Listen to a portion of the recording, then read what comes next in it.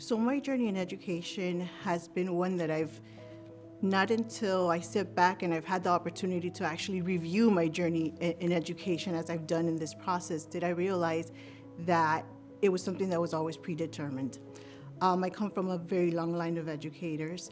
So I always said, education is not what I'm gonna do, I wanna do something different. And then I got into college, took that first education class, which was supposed to be an easy elective, something I probably would do well in, and it just felt right. It just felt right. I actually wanted to reach students outside my four walls. I was always involved in everything going on in the building, and my principal at the time, Dr. Linda Y., said to me, "Have you ever considered being an administrator?" And I said, no, I love being in my classroom. She says, "But you're involved in everything we do here." She's like, "You really, really need to look into it." She goes, "I think you'd be an amazing leader." And it just went from there. Haven't regretted it since the day I started in 1999 as a teacher. It was the best choice for me. I decided to become an assistant principal because I was inspired by my high school principal, Mr. Greg Zoyer. I had the pleasure of working with him at 2 different schools as a teacher, counselor, school assessment coordinator, gifted coordinator, and also as a media specialist. He introduced me to what I now know to be teacher leadership. He truly believed in me and inspired me, and he had this way of speaking to people as if they were the only ones in the room. And because he believed in me and inspired me, that led me to want to embody those same qualities as an administrator. I wanted to become an assistant principal because it was a natural progression of my career. I loved the classroom, but I felt that after helping out the students, I wanted to help more, and helping my staff and my faculty and my custodians and the whole school was what was important to me. So moving into administration was a whole picture, not just the students. The biggest impact at the beginning was my father. My first year teaching was quite difficult. My first month I thought, oh no, this is not what I signed up for. And I remember coming home and telling him, and he said, "You're gonna let 3rd graders run you out?" And I said, "These are not your typical 3rd graders. This is a tough bunch."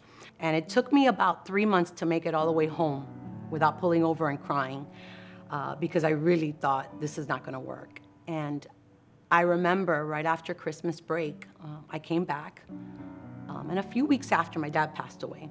And the day after my dad passed away, I went back to work because I just didn't want to be around all the sadness. And the kids knew that my dad had passed away. And when I got there, there was letters and notes and all kinds of things. And they asked me, "Well, why are you here today? Didn't your dad pass away?" And I said, "Yes, he did." I go, "I'm here because you make me happy." Definitely my parents inspired me and helped me to become the leader that I am today, because of the fact that they believed in me no matter what obstacles that I came across or what obstacles that came in front of me. They kept pushing me and saying that you can do it, you will succeed, no matter what, you're going to make it. And they did whatever they could to make sure that I was going to make it. Whatever sacrifices they had to do, whatever sacrifices they had to make, they made it happen so that I would be here today. So I'm so grateful for them in my life. There's been many inspirational leaders in my lifetime that have guided my path to assistant principalship.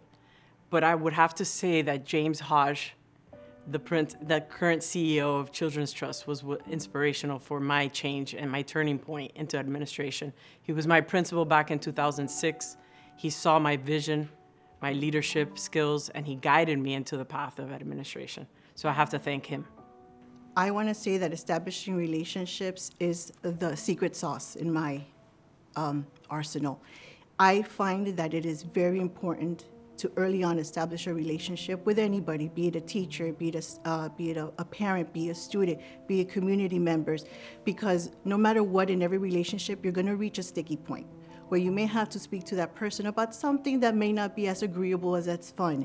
But if you have built a foundation of trust, if you have built a foundation of mutual respect, it's very easy to have those difficult conversations. You have to be willing to listen to people, not only the students, but the faculty and staff as well. Because everyone, at the end of the day, wants to feel valued. My favorite part of being an assistant principal are my kids. I totally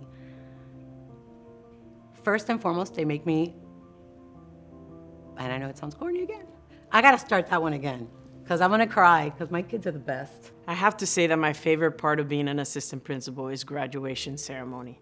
Because I am in a unique community of mainly immigrants, when we come to graduation, it's such a huge success for them. Many of these students have come to this country for a second opportunity or a second chance at becoming somebody or something.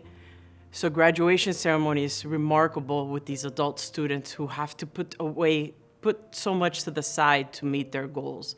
And I truly, truly enjoy the graduation ceremony. My favorite part is the way they keep me up to date with things. They make me feel relevant to what's happening in society today. They remind me of their new challenges. It keeps me young. They keep me young. My favorite part about becoming an assistant principal is actually the relationships I formed. When I was a teacher, I had the opportunity to form relationships with the students and parents within my classroom. As a counselor, I formed relationships with those within my caseload. However, as an assistant principal, I've had the distinct pleasure of forming relationships with the entire school community. And I love inspiring them to take pride in their house, the schoolhouse, and also empowering them to let their light shine and shine brightly. I love the fact that I can develop a relationship with my students that's gonna last me forever. I have students that I taught or I was an assistant principal who are inviting me to their 15s, who are inviting me to the weddings, who I get to see their children and develop a friendship even with their children. To me, that is very valuable. It may not be, and I don't take credit for the many successes that my students have achieved, but it gives me great pride to be a part of that.